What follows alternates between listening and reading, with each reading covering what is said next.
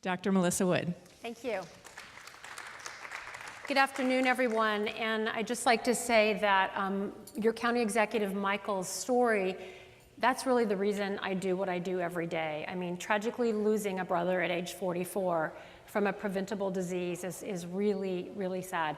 And we've learned over the past 2 decades that we can make simple changes day to day and cut our risk of heart disease and heart attack in half. And in the next 40 minutes, 30 to 40 minutes, I'm going to tell you a story. I'm going to tell you about work that I do with 65 women in a community around Boston called Revere. Now, Revere is a low-income, blue-collar neighborhood where there's a lot of crime, there's a lot of poverty, and women and men live very difficult lives. So as you can imagine, correspondingly, there's a lot of obesity, there's a lot of high blood pressure, there's a lot of stress, depression, and anxiety. So I really picked like the toughest place I could possibly find to do my project, which was to reach out to the women in the community and try to improve their overall health. And not only did we start seeing improvements very early on, we saw dramatic improvements in 3 years with weight loss, reduction in waist circumference, decreased blood pressure. Many of the women were able to come off blood pressure and cholesterol medications.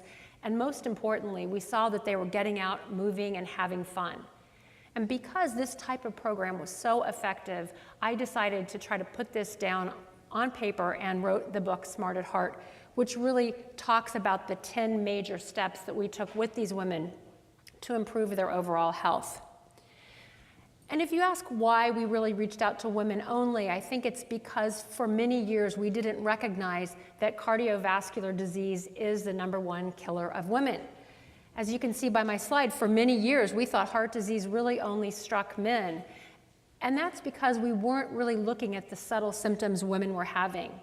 If you look at this graph, the red dress represents the number of deaths every year in women from cardiovascular disease. And when I talk about cardiovascular disease, I mean heart attacks, strokes, and blood vessel disease. So nearly 500,000 women die a year from this problem, and that's basically 1 woman every minute. And that's more deaths than the next 6 causes of death in women combined. So as you can see, it's a pretty significant problem. The good news is, over the past 2 decades, we've seen a significant reduction in the risk of dying from heart disease in men. That blue line, you can see, starting in about 1985, really started to go down. So that's the overall number of deaths per year in men from cardiovascular disease. Well, does anybody remember what happened in the mid-'80s? What drugs came out onto the market? Anybody know? Lipitor. Well, drugs like Lipitor, statins. So guess what? Men get heart disease, men got statins. Unfortunately, however, nobody realized that women would get heart disease, and so women weren't getting statins, and we really didn't get to see, and weren't getting the other life-saving treatments like stents and angioplasties that men were. So the improvement in the risk of dying from heart disease really lagged behind substantially up until about the year 2003. Now, if we carried these lines out, what you would see is a continued improvement in men. And unfortunately, in the past several years, the risk of dying from heart disease in women has kind of started to increase again because of this epidemic of diabetes and obesity. And we really need to try to address that problem, and that's why we're doing the study that I'm doing. One of the big issues with why women aren't doing as well is that women have different symptoms than do men when they present with heart attacks. This blue line shows you the chance of a man dying with his heart attack in the hospital at the different age ranges. And you can see the red line, which is women. Women have nearly twice the risk at all different ages. And I'm only showing you these sobering statistics, and I promise I won't show any more death, dying, and cardiovascular disease graphs, but this is an important message. This clearly is something that we need to address in Ulster County, in the state of New York, in the Northeast, in the United States, and globally, because over 8.5 million women die a year from cardiovascular disease on this planet. Part of the reason that we really weren't addressing this, in addition to women having different symptoms, was that the government wasn't funding studies to look at heart disease in women, and really only over the past decade did we have studies that in fact looked at women's outcomes with heart disease. Another problem was that women themselves, those of us in the audience, we weren't aware that we could actually have heart disease. And if you ask women, what is the #1 killer of women, only about 30% of women would say heart disease in 1997. And luckily, thanks to things like the American Heart Association's Go Red movement, we've had a pretty significant impact in educating women about their risks. And now almost 60% of women at least identify heart disease as their #1 health threat. Now, you might ask, why have I decided to specifically focus on women? Well, I think most of us recognize that women make a lot of the major decisions in the household. We decide what we eat, when we eat, how we eat, and we really set the example in most cases by getting out and moving and really showing our children, along with hopefully their father, what needs to be done to maintain our health. But also, we know that women, because of the responsibilities of raising their children, caring for their aging parents, trying to balance a home with a work environment, women tend not to take care of themselves. In fact, women with heart attacks present to the emergency room about half an hour to an hour later than do men. And unfortunately, by the time they get in, they may have done damage to their heart muscle so that it's harder actually to treat it aggressively with things like angioplasties and stents. Women also have smaller arteries and smaller hearts. If you take a man and a woman who are the same height and weigh the same amount, a woman's heart will only be about 2/3 the size of a man's. So that makes it a little more tricky for us to diagnose or recognize heart disease when it's present, and to treat heart disease once we've recognized that it's there. As I mentioned, also one of the issues is that women are more likely than men to have unusual symptoms. So jaw pain, neck pain, back pain, and one of the most common symptoms in women is actually fatigue, where a woman will just have a profound sense of being very, very tired.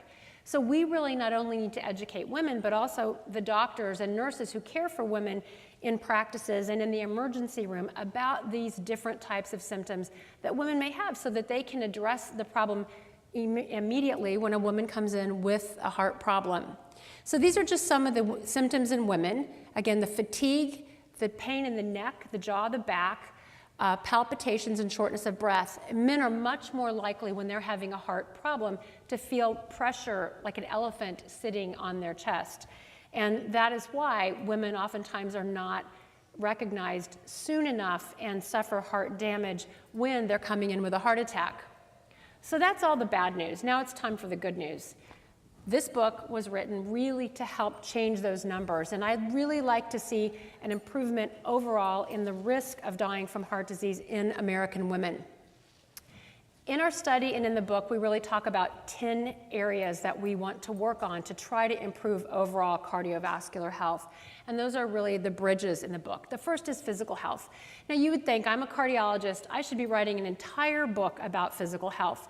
Well, it's not to say that I couldn't. I mean, I understand blood vessels and platelets and coagulation, but you know what? No one wants to really hear a lot about that. People want to hear about the steps they can take individually to change their own personal health. So I do go into detail in one chapter about the heart, the fact that the heart beats 60 to 80 times a minute. It beats from the moment the heart is formed in your mother's uterus at about 7 weeks until the moment we pass away. So that heart never really gets a break. It's working hard. It's the hardest working muscle in your body. It pumps about 5 liters of blood every minute, and the harder we work out, the harder it works, and the heart is our friend. It really takes good care of us. I also talk about what are ideal blood pressures, what are ideal cholesterols, how much should we weigh, what are the other health maintenance things that we need to do. And really, I try to give the reader the tools so that you can communicate with your doctor about your health and get the answers that you need. Also, I talk about emotional health, and I think that one of the problems with our healthcare system today is that doctors are so strapped for time that you get in there and you address the problem that you came to see the physician for, and there's no discussion of, well, how are things going at home? Are you anxious? Are you sleeping? As we've heard today already from Dr. Pazinski and others, sleep has a profound impact on your overall health. And yet, in many cases, we may not even have a discussion with our physician about our sleep. So I think looking at all of those aspects of our emotional well-being, it's very, very important because it's so tied to our physical well-being. And in our study that I'm going to talk about, we looked at a number of questionnaires in the women and found that these women in Revere were off the charts. But by offering them an approach like this, they were actually able to see improvements in their stress, depression, and anxiety levels over the course of their participation in the study. We talk a lot about stress management as well, because we know that we cannot take stress out of our lives, but we can certainly manage the way we respond to stress. And I think that's very important in our overall approach to our health. Nutrition, and I know you've heard a lot about nutrition this morning, and you'll hear some more this afternoon, but we focus on healthy eating. And again, I totally agree with Mary that we shouldn't talk about diets, we should talk about eating well for the rest of our life. And I will go into a little bit of detail about each of these areas. Other things that I think are relatively novel in the healthcare world that are included in our discussion are relationships. I think all of us recognize how much a bad relationship can sabotage every good health choice that we make. Communication is very important, as is the environment that we live in. Mindfulness, really taking time to nurture ourselves. And finally, modification. How do we pull all of these steps together to really improve our overall health? So first, I mentioned a little bit about physical health. I try to give you an understanding of where your blood pressure should be. We'd like blood pressure to be under 120/80. Now, I will tell you that as doctors, we put people into 3 classes. People at high risk of developing heart disease, those are people with diabetes or known blood vessel disease. At risk, which are people who have blood pressure issues, cholesterol issues, people who smoke, don't eat right, don't exercise enough, have a positive family history of heart disease, and who are very sedentary. Now, if you looked around the United States and said to yourself, how many Americans fall into that category? I think it's the majority. The best group is the group that's at optimal risk. So those are people that have normal blood pressure on no medicine, good cholesterol, so a total cholesterol under 130, body mass index of 25 or less, and I'll talk about how to calculate that in a minute, exercising at least 150 minutes per week, and that can be walking, just anything where you're moving and you get your heart rate up, and eating a well-balanced, low-sodium diet. Guess what percentage of Americans fall into that optimal risk group? 2%. 2%. So 98% of Americans are either at high risk or at risk. So my personal goal is to get that number from 2% to 10%. And we want to do everything we can, and everybody in this room has the power to change 5 to 10 people that you know, and they have the power to change 5 to 10 people.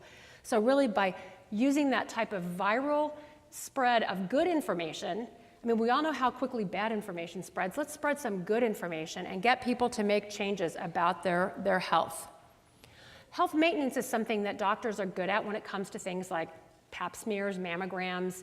But I think when it comes to the conversation about cardiovascular health, I don't think we as healthcare providers yet are doing an ideal job. I think there are a lot of things that we don't ask. For instance, in the work that I do, we looked at how many of the women in our study had actually had their waist measured. Well, we know that a waist of over 35 inches increases by at least 2 times your risk of diabetes, and diabetes, therefore, increases the risk of other problems. And no one, not one woman in our study, when we looked at their records, had had their waist measured by their physician, nor had they had their body mass index calculated. So I think that's part of what I need to do is not only educate you, but help us educate physicians and nurses so we can do a better job at overall health maintenance. This is a somewhat complex set of spheres, but I think all of you understand this type of situation, which is our overall health isn't only affected by the choices we make. Certainly the choices we make are critical, but those around us, such as our coworkers, the place where we work, our family, our friends, those also affect us. So does our physical environment. Studies have shown that inner city communities, that we call them food deserts, places where you can't get fresh fruits and vegetables. Kids that grow up in places like that almost have a 3-to-1 chance of being diabetic compared to kids who have fresh fruits and vegetables available in their local grocery stores. Access to safe places to exercise. Certainly, if you live in a community that doesn't have safe exercise facilities, you have to find a solution. So this is such a complex system. And finally, on the outside, which is the pink sphere, you look at things like governmental policy, education, taking gym class out of public schools. I mean, that step alone has really, sabotaged many of our young kids.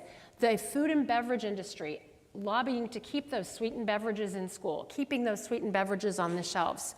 This is such a complex situation that it's going to take years for us to try to make the right path to better health. But I think as long as we understand that there are so many factors at play, we can at least try to work to make the right individual choices. Now, I know that this sort of the theme of this symposium today was obesity and what can we do about it. And I think you've heard a lot today about steps that you can take and really some fabulous things just in this lunch session on steps to take. But I really want to show you why I think, from the perspective of a cardiologist, it's such an important issue. So at the bottom, this is body mass index, and that's your weight corrected for your height. So the taller you are, the more you can weigh and have that number at 25. While it's ideal to be at 25, not everyone was programmed to be at 25, and some of us may be at 27 or 29, but the magic number is 30. When our BMI is over 30, and that's really our definition of obesity, you can see that the risk of having heart issues that are serious goes up by 3 times when you hit that BMI of 30. So it's very important when you see your physician or nurse practitioner that you measure that BMI, get that number so you know where you stand. It's very important to know your numbers. And I just put that in there because I want you to see how important it is. And actually by taking the steps and losing weight, even with weight loss as little as 5 to 10 pounds, we can affect our overall health. This is a map showing the prevalence or the existence of obesity. So that's people in these states that have body mass index of over 30. And the light blue is that less than 20% or less than 10% of the people in that community have obesity. The darker blue is less than 20%. And back in 1990, there was very little, it was not as common as in the year 1999. We started to see more dark blue, which was a higher percentage. And in 2008, we saw many states where up to 30 to 40% of the individuals in that state were obese. So you can see that this map from 1990 to 2008 changed dramatically, and that's really showing you how obesity's taken off. Right now, 22% of Americans are obese. Again, BMI of over 30. The number that are overweight or obese is about 45%. But if we don't do something, in 2020, over 40% of the United States will be obese. That's BMI of over 30. So you can see that this is a problem that we really need to attack. And I want to congratulate Dr. Kay and the rest of the organizers for really focusing this year on such an important topic. I'm going to tell you the story of one woman in my research project. And Grace, that's not her real name, but that's what we'll call her. She's a 48-year-old Honduran female who moved to the United States, and she's a participant in our Happy Heart study. She had a problem before pregnancy, before she delivered, where her blood pressure went up. She had diabetes during her pregnancy, and she then subsequently developed high blood pressure. She's also got an elevated BMI of 32, and she's on several medicines for blood pressure and cholesterol. Her husband is obese, as are her 2 daughters, and her husband suffers from high blood pressure and high cholesterol, or suffered from, I should say. She was referred by her doctor to be in our study, which includes a multifaceted approach with life coaching, nursing coaching, a lot of wellness, nutrition, and exercise education, and social support by the other women in the study. With these interventions, which include the things that I mentioned, she was able to get her BMI down to 27. She's on no blood pressure medicines, and her cholesterol is now in a desirable range. But it gets even better than that. Her husband came to one of the sessions where we were talking about the steps that you need to take to improve your heart health, and he subsequently has lost 60 pounds. In fact, at our holiday dinner, he was so proud to come up and show me his driver's license with a picture that was taken 3 years ago, where he weighed 60 pounds more, and he's now started running, and he actually completed his first 10K. The daughters have also lost weight. So this is showing this incredible benefit. Grace influenced Scott, who's her husband, who influenced Glenn, who works with him. Glenn weighed 400 pounds. He's lost about 85 pounds and continues to exercise. Grace and Scott together influenced their daughters, who then influenced their friends. So you can see by taking one person and making positive choices in her life, we are able to utilize this whole concept of the social network and improve almost in a viral fashion overall health.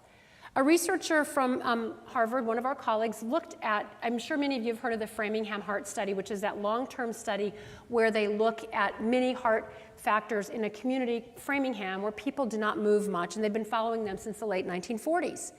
And Dr. Christakis looked at 12,000 people to look and answer the question of whether or not obesity spreads through social networks. And he found, in fact, it does. They looked over at people from 1971 to 2003, and they found that if an individual is obese, their best friend has about a 60% chance of becoming or being obese, their spouse 37%, their sibling 40%. But it's not just the fact that they're in like the same area, because if they looked at the neighbor, there was no increase in that likelihood. So it really seems to be that there is some type of social behavior. It's almost like it's okay to do something if the people that you love and trust do that same thing, whether it's overeating, smoking, being obese, drinking too much. If those around you do it, then it kind of makes it okay. Well, the good news is that if someone around you makes a healthy choice, like with Grace's case that I showed you, those people around her are more likely to make that healthy choice. And this has been studied scientifically, and we've certainly seen it in our Happy Heart study. Now, when we talked about body mass index, this isn't a calculation that's easy to do in your head, but you just go to the internet, you Google BMI, and there are about 500 different BMI calculators. This is just an example of one. You can plug in your height and weight, and you can either choose kilograms or pounds, and you can either choose inches or meters. And it will calculate for you your BMI and will tell you where you are. So in this case, a BMI of 24 is normal. And you can do this in about 2 seconds. And again, I think it's so important to carry a little card with you that has your numbers. And those numbers should be your BMI, your blood pressure, your cholesterol, and your fasting glucose. Ideally, we'd like that glucose under 100 and that A1C under 6 if possible. One of the things that we did in our study was really try to help understand why the women weren't exercising, because none of them were. And we actually put together a fabulous video. We knew that many of the women lived in neighborhoods that weren't safe, so we put together a video that they could do at home. We gave them an exercise ball, bands, and free weights. But before we had them start this exercise program, every woman got to go through a personal evaluation by a physical therapist, the nutritionist, and our health team.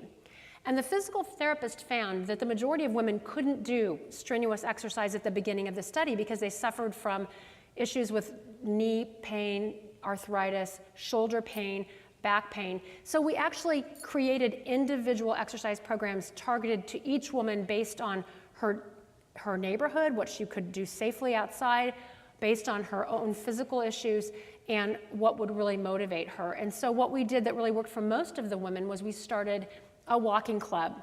But we also had other options for them, which include Zumba classes, and I'll tell you a little bit more about our Tai Chi and stretch and relax classes in a second.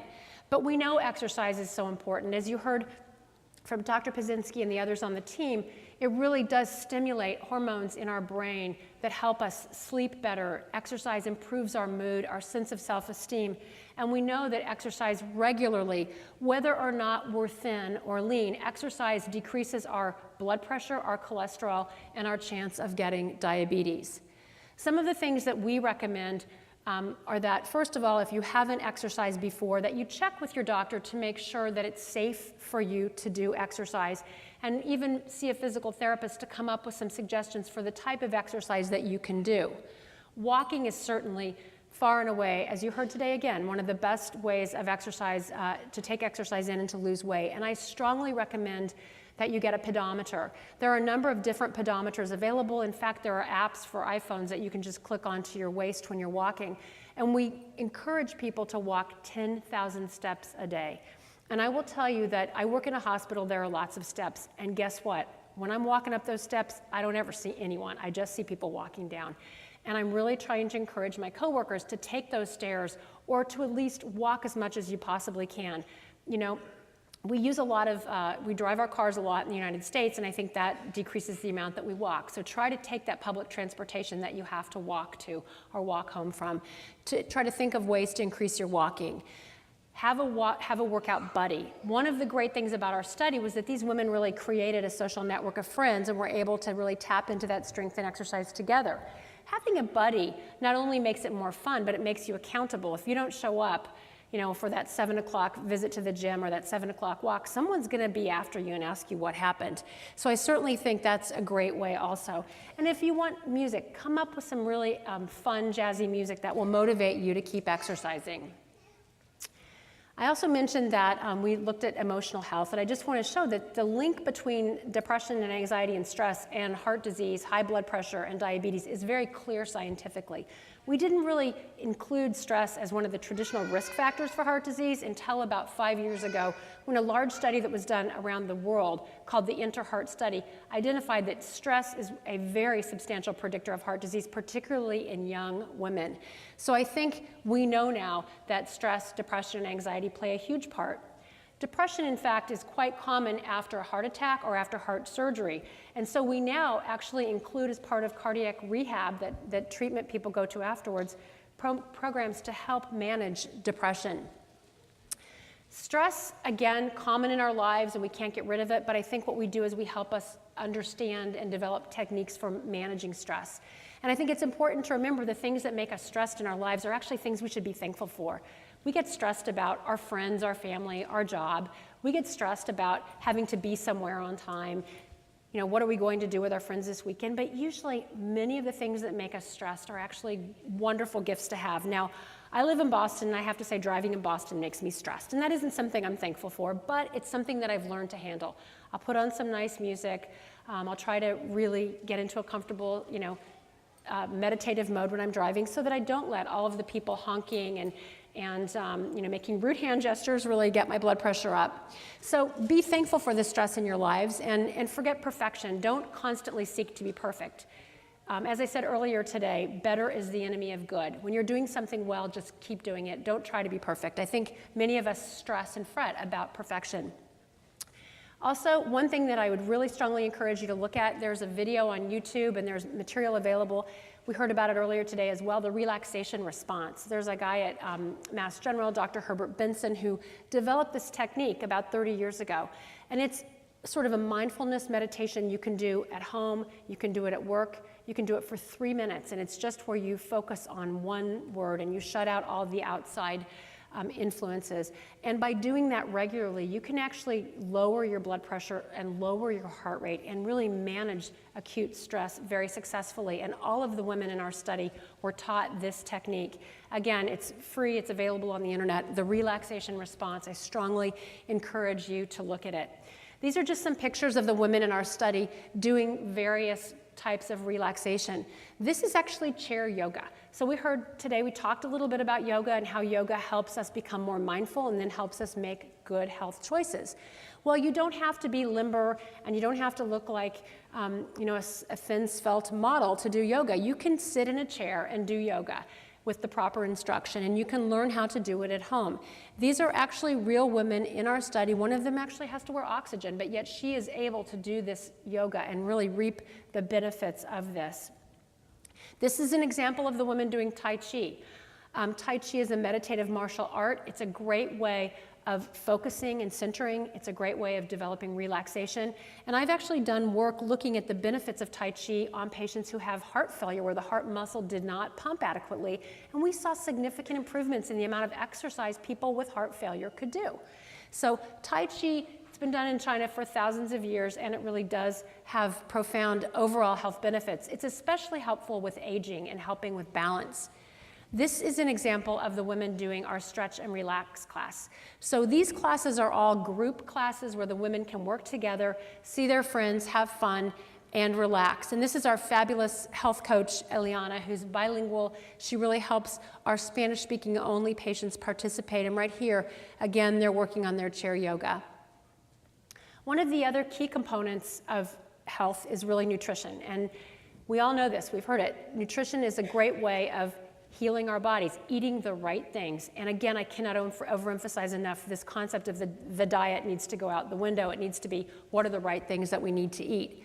And the first thing we did was have every woman in the study meet with our nutritionist and come up with a plan for their family. The women in my study all were in the poverty range, which in Massachusetts means that you're making under about $28,000 a year in your household, and yet we live in one of the most expensive cities in the country. So these women are really up against a rock wall. But this nutritionist is used to working with them, and she's able to help them come up with healthy alternatives to things, say, like macaroni and cheese, that it's still 25 cents a box. She's able to help them come up with choices like the brown rice, the fresh fruits and vegetables. And we really encourage the women in our study to eat a Mediterranean diet and limit completely or as much as they can any processed foods. We've also worked with them on shopping, teaching them how to shop around the perimeter of the grocery store where everything's fresh and to avoid the center of the grocery store. If you just think for a second about the brilliance that goes into marketing in a grocery store, everywhere that you go where you need to buy things for children, they often have beautiful, colorful boxes of unhealthy things right at the eye level. So those kids want to grab those things, or you, in fact, may want to grab the things at eye level. Healthy things like the buckwheat cereal or the flaxseed, those are down below, and you actually have to reach down and get them. So look down, look up, don't look at eye level. That's another hint. It really does make a difference. One of the points that I also wanted to make in our luncheon session, and I didn't have a chance, when we talked about the person that eats the 1,300 calories a day, well, part of the problem with us calculating the calories in the food that we eat is many of us have poor health literacy. Health literacy means how well can we read a label and really understand what that label means. Again, I think unfortunately we are being a little bit sabotaged by the food industry. We were looking the other night at a bottle of like a flavored water, a healthy flavored water. And it says 80 calories at the bottom. But then, you know, my boyfriend, who's way more brilliant than I am, looked at the back and says, look at how many servings are in this bottle, 2.5, right? So it's not 80 calories, you know, guess again. And I think that many of us are duped into looking at that. We're so focused on calories, we look at that 140 calories, not at the times 3.5 or times 4 in that container. So if there's nothing else that you take home from this session, take home what we've taught our women at Happy Heart, which is learn how to read those labels. And if you can stay away from something with the label, that's the best way to go. So as much as you can do the fresh fruits and vegetables, that's better. Again, go through your refrigerator, do a makeover, get rid of everything that you think has either been there too long or isn't really going to do you a favor. Now, these are the recommendations by the American Heart Association, and I strongly encourage them, these for you in your diet, and this is what we talk to our ladies about. That's at least 5 servings of fresh fruits and vegetables per day, trying to eat fish at least twice a week. If you're eating meats, make sure that they're the leaner cuts of meat and that they're prepared in a healthy fashion. Staying away from sugars, white rice, and white bread if at all possible, going with those whole grain products. And one of the things that's really been shown to be quite helpful is eating lots of nuts and legumes, things like garbanzo beans and seeds. They have very beneficial fats and omegas 3 and 6 fatty acids, which are quite good for us. So trying to get those in as a protein substitute, including things like quinoa. Quinoa is a grain that has a lot of protein and actually is quite filling and can be really nutritious and delicious if you prepare it in the right way. Keeping our fat down to 7% saturated, completely eliminating trans fats, and keeping salt under 1.5 grams per day. And I will tell you that the vending machines at work, and we've pulled things out of there just to take a survey and see, if you took 3 foods out of a vending machine, 3 different packaged foods, you would be over 1,500 grams per day. It doesn't take long to get there, but we now know that even if you don't have high blood pressure, if you eat a high sodium diet, you are more likely to develop high blood pressure because your kidneys start to like salt. So these are some suggestions that our nutritionist, dietitian has made, and I know you're going to hear more about healthy choices this afternoon, but really substituting yogurt for cream, olive oil for butter, again, taking your own bags of nuts and vegetables to work with you for snacks instead of buying things from the vending machine. One comment that I will make is also do a little survey of your workplace. I am very lucky. I happen to work in a workplace that's been given an award for a fit-friendly company. We have choices in our cafeteria that are actually labeled red, yellow, or green. Green is healthy, green is minimal saturated fat. Yellow is not as great of a choice, but still you're getting fiber, you're getting some fresh fruits and vegetables. And red is the hamburger and french fries in the line, which we still serve, but it's labeled red so that the person buying it knows that it's not really the healthiest choice. We also offer wellness programs at our workplace, and I think trying to find places where you're working that have these options, or trying to encourage your employer to make these options is also, or make these choices is also really a great idea, because employers get a discount from the insurers if they offer these types of programs. Next, just to talk a little bit about relationships, I think that we all recognize, and I showed you the story about my subject and how she influenced her family. I think we all recognize how strongly relationships can affect us. And when things are going well, it can be the best thing ever, and when they're not, it can really lead us to making poor health choices. So I think trying to put a little bit more emphasis into helping us with the good relationships and actually ending those relationships that are hurting us or making us feel bad about ourselves. And we really did a lot of that with the women in our study. We helped them look at their relationships. One of the women's daughters was quite verbally abusive to her mother, and every time she would call her mom would hang up the phone and eat a loaf of bread. I mean, she told us, she said, I would eat a loaf of bread.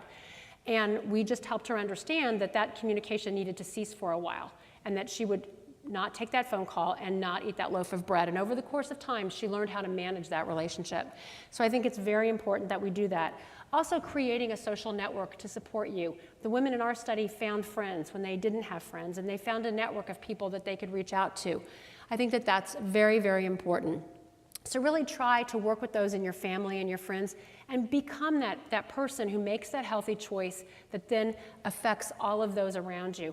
It's such a rewarding thing to see friends make choices. And one of my friend's daughters actually recently started an exercise program, and she lost weight and really started feeling good and had so much energy. And she started telling her friends, and within a month, 8 of her friends got onto the same program. So she really had a profound impact, and I'm not even sure that she recognized how much then they would go on and affect other people, and what really significant changes would be made because of her one very, very smart choice. Finally, your environment. I think we all recognize that living in a cluttered, dark space is bad for us. And we're learning more and more about how those brain hormones affect our choices in our lives. So try to open up your space. Make sure that you're not really exposed to dirty, dark, dusty places. We know that air quality is so important, and you're lucky if you live in Ulster County. The air here is fabulous. If you live in Boston, downtown Boston, where there are diesel buses everywhere, it's a little tougher, but at least you can make choices in your own home to keep things organized and clean. We really encourage people to use more natural cleaning products whenever possible and minimize the exposure to toxins. Communication, I think, is extremely important. I think all of us realize how much poor communication can lead to problems. And I think today, too many people text and instant message and email when they should be picking up the phone and actually speaking to someone. And I think we realize the effect of negative communication on our health. In our book, we talk a lot about how to communicate effectively, not only with your friends and family, but with your doctor. I realize as a physician that and I know this from observing others, that when a patient comes into my office, probably about the first half of that visit, we focus a lot on the discussion, and then we move on to the physical exam, et cetera. And I think that the physician, the prime opportunity you have to talk to your doctor about a problem is when you first walk in that door. And the hardest thing is when you've finished seeing your physician and you're about ready to leave, and then you're like, oh my gosh, I forgot to mention one thing.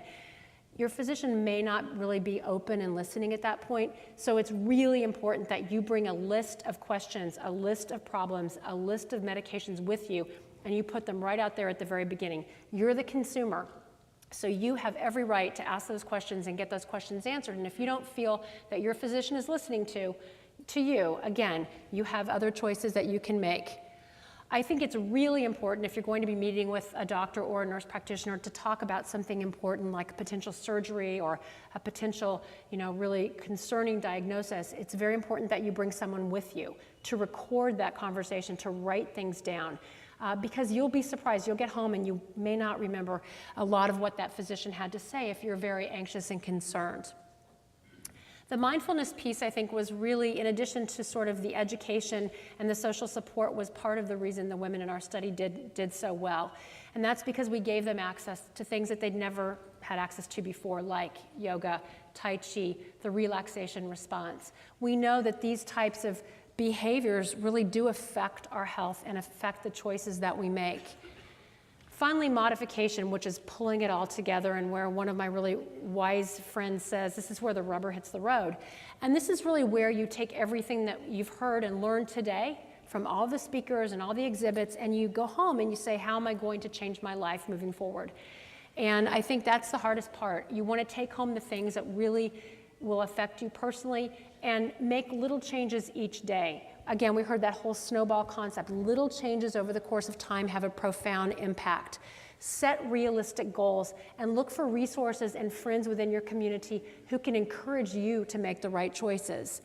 And we always remind our patients that your someday is now. People love to say, someday I'm going to lose weight, or someday I'm going to get this blood pressure under control. Someday I'm going to start exercising. Someday is now, and today is a perfect day to make that choice. It's beautiful outside.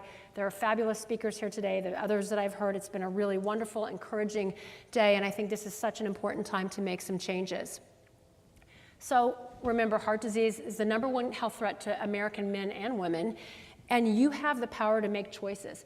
It's highly preventable by managing blood pressure, by managing cholesterol, exercise, how we manage our stress. By doing those simple things, you can really make a difference. Don't be afraid to ask questions, know your numbers, and recognize symptoms when they occur. These are all the steps to take to prevent this disorder of cardiovascular disease from taking over your life. And this is my daughter, Caitlin, and she and I'll tell you the story. She ran the last 6 miles of the Boston Marathon with me last year. I ran the marathon in honor of my father who had passed away from cardiovascular disease. And I had sort of, in the time after he had died, I stopped exercising, I stopped eating right, and I kind of got in a little bit of a funk. And I just picked myself up by the bootstraps and I said, what would he want me to do? He would want me to get back in the saddle and get myself back in the right direction. And I think the message really is that we all have little setbacks. I mean, life happens. And you need to be realistic and understand that you're not always going to be perfect. And I think, you know, what I heard earlier today, that 80-20, it's what you do 80% of the time that really makes that big difference. Everything in moderation. And I can tell you that when I crossed that finish line that day with my daughter and the beautiful sun in the sky, I was proud of myself for picking myself up and moving forward again. And I think that that's really the best message, is that everyone here in this audience can make one step and move forward and realize that their someday is today. Thank you very much.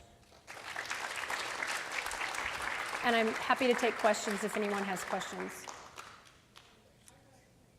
Here we go, we have the first question. My question is, the women in your study, did they experience the same problem with living in neighborhoods where there wasn't access to fruits, and how did you overcome that? One of the things that's really nice about Massachusetts, like this part of New York, is that we do have a lot of local fruits and vegetables. And while this is a very low-income neighborhood, in the summer and the fall, they have a lot of farmers markets. And in Massachusetts, one of the really positive things that's happened is that the WIC, which is the Women, Infant, and Children program, they've actually included double voucher credit for fresh fruits and vegetables. So women, even women with food stamps, can now take advantage of buying and getting healthier foods for their family. And also the grocery stores there have made a huge effort. Again, this is such a complex system, and that's why I showed all the different spheres. We have to get government involved. We have to get local government, state government, national government, and we have to encourage people to take personal responsibility and make the right choices. Do we have any other questions? And if not, I'm happy to take some. Oh, yeah, here's one. Great. I feel like Phil Donahue. I just wanted to know how you stop eating at night. I do fine all day. It comes to 7, 9 o'clock, I'm hungry. Especially when everyone on TV is eating. So the question is really, how do you stop eating at night? And I think you really have to reframe your behavior. I think that it's easier said than done, but by having things in your house that are things that you can eat that are not unhealthy, and then having to get up and get them, and then realizing, you know, if I have this, it's going to fill me up, but do I really need it? I mean, I think taking that step of when you're getting up and moving into the kitchen, trying to stop that behavior when you have that thought and think of something else you can do. You know, Dr. Pazinski talked about that cognitive behavioral process where we have to kind of reshape our thinking. So instead of getting up and going to the refrigerator, find whatever it is that you enjoy doing. If it's knitting, if it's reading, if it's listening to music, get up and do that instead. And you have to do it and fail a few times, but at least if you keep trying, eventually maybe you'll move in the right direction. You know, also engage, as I talked about earlier, one of the most powerful tools we have is our friends and family. So if you find that it's 7:30, 8 o'clock at night, you want to get into that kitchen, talk to one of your neighbors and say, please call me and remind me why you're calling and why I shouldn't be moving into the kitchen. I'm telling you, the power of the people around us is such an underappreciated thing. So try that trick. I'm going to call you at 8:30 tonight. All right. Thank you very much. Do we have any other questions? Thank you so much, Yeah, Dr. sure. Melissa Wood. No problem. No.